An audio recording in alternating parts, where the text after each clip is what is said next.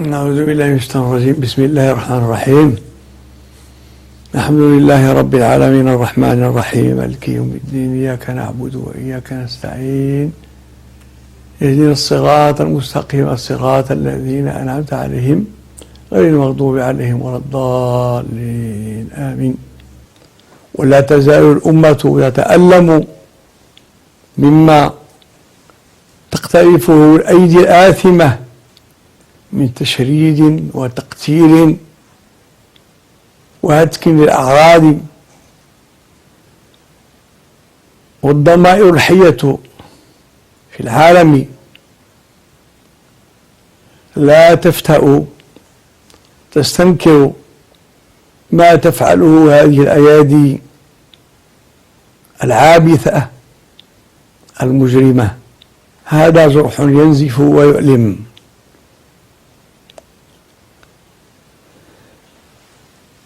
المسلمون يألمون والأحرار في العالم يلومون ويتألمون معنا، لكن ما يجدي تألم الأحرار إذا كانت العصا الغليظة تمكنها قوى عالمية، ما يجدي ذلك. هل ترعوي وتنزجر القوة الغاشمة الظالمة في العالم أما لهذا الظلم من حد؟ هل يتعلم الجبارون في الأرض من دروس التاريخ أم يزيدون أخطاء وخطيئات على خطيئات فتزل بهم الأقدام كما زلت الأقدام بأقوام من قبلهم كانوا أعتى وكانوا أكثر نفيرا؟ هل تذكروا أخطاء الماضي أم يتعلم الأقوياء المسيطرون في العالم من دروس التاريخ؟ إن الشعوب الأصيلة الشعوب الإسلامية لا تقاد بعنف بل تستعصي وتقاوم. الشعوب الأصيلة الإسلامية تعتصم بحبل الله عز وجل وتستنصر بقوته وتلجأ إليه. فلينظر ناظر ما يرى إلى أين تقود الأيدي الباطشة في العالم، الطاغية في العالم، المستكبرة في العالم، إلى أين تقود العالم وإلى أين تقود شعوبها وماذا تريد. إن منطق من ليس معنا فهو ضدنا، نحن نستنكره ونحن نلجأ إلى الله عز وجل من آثام الآثمين. لكن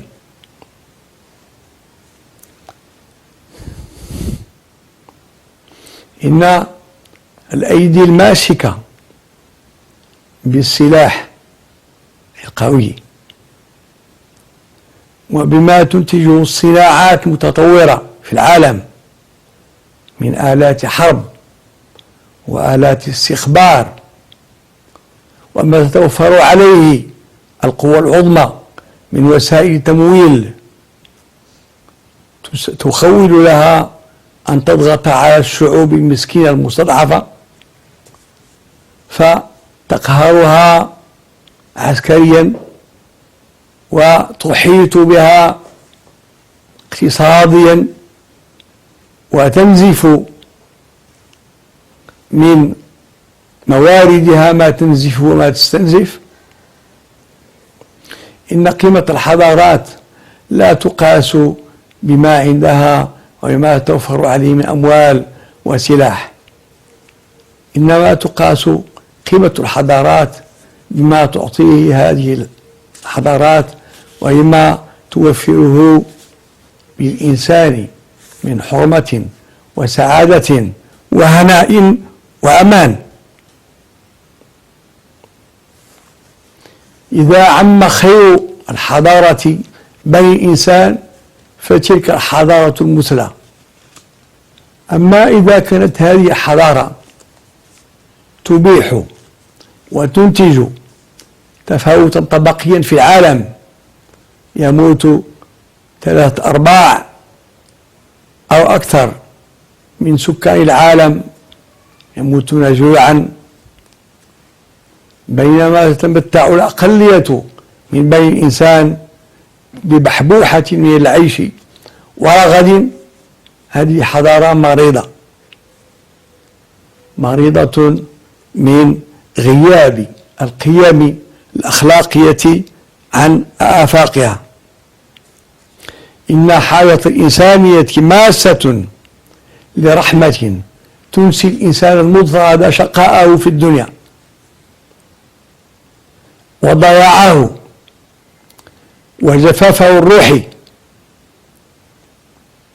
إن الإنسان في عصرنا كما هو الحال في كل عصر يحتاج إلى من يوقظه وينبهه إلى قيمته الأبدية. محتاجة الإنسانية إلى من ينبهها إلى أن لها خالقا واحدا، وأن هذا الخالق يأمر بالعدل ويأمر بالإحسان، يأمر بالعدل ويأمر بالنصفة مع المسلم وغير المسلم. الظلم ظلمات يوم القيامة كما قال الرسول الرحيم صلى الله عليه وسلم. هذا الرسول الكريم الذي بعثه الله رحمة للعالمين، تتمثل رحمته في تذكيره الإنسان بقيمته الأبدية، بما ينتظره بعد الموت عندما يعرض على الله عز وجل وتعرض أعماله ويحاسب: هل عمل صالحا في الدنيا؟ هل أحسن إلى البائس المسكين؟ هل أنفق من ماله للمسكين والفقير؟ هل ظلم؟ هل اعتدى؟ هذا يحاسب عليه الإنسان، كل إنسان فردا، وتؤخذ عليه، تؤخذ على الظلم الأمم والشعوب. يهلك الشعب الظالم كله لأن فيه أفرادا ظالمين. إن بطش ربك لشديد، إن الله عز وجل يمهل الظالم ولا يهمله. الإنسانية في حاجة، الإنسان الفرد في حاجة إلى من يخاطب فطرته ويوقظها من سباتها ومن غفلتها ومن جهلها بما ينتظرنا بعد الموت. إن الله عز وجل خلق الإنسان، هو الخالق،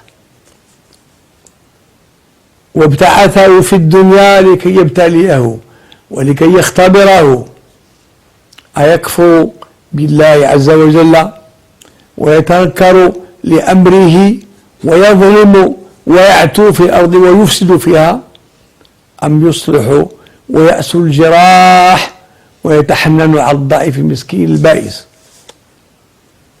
الله عز وجل يقول كما بلغنا الرسول الرحيم صلى الله عليه وسلم في الحديث القدسي، الله عز وجل يقول: يا عبادي إني حرمت الظلم على نفسي فلا تظالموا.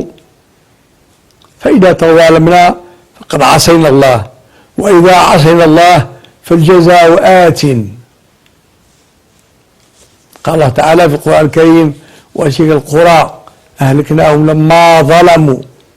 الظلم جزاؤه هلكة الشعوب الظالمة، ولو كان فيهم ظلمة يحكمون واتكلت هذه الشعوب فيهلك الجميع.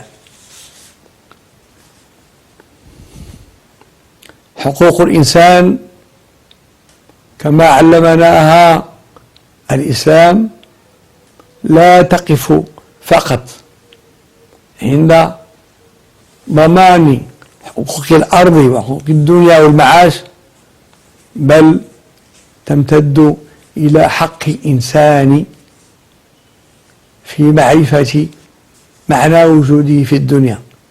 لماذا هو في الدنيا؟ وهل بعد الموت من أمر؟ ماذا بعد الموت؟ وليس إلا الإسلام من يخبر الإنسان بما أعطاه الله عز وجل من قيمته. ليس غير الإسلام من يعلم الإنسان قيمته الآدمية. قال الله تعالى: ولقد كرمنا بني آدم. كرمك الله عز وجل، فأنت إما تعمل وفق هذا التكريم الإلهي، وإما تعرض عنه وترضى بحياة حيوانية دوابية غابوية يأكل فيها القوي الضعيف. أنت في الخيار أيها الإنسان. ما أرسل الله عز وجل سيدنا محمد صلى الله عليه وسلم إلا رحمة للعالمين، فلنكن رحماء، ننبذ العنف وندعو الناس باللطف ونبذل المحبة ونبتلها. المحبة للإنسان، العطف على الإنسان، الرحمة بالإنسان. نعوذ بالله عز وجل من الذين يبطشون بأبرياء، الذين يقتلون والذين يحرقون ليقتلوا الأبرياء. هذا وأصلي وأسلم على سيدنا محمد وعلى آله وصحبه أجمعين. سبحان ربك رب العزة عما يصفون، وسلام على المرسلين، والحمد لله رب العالمين.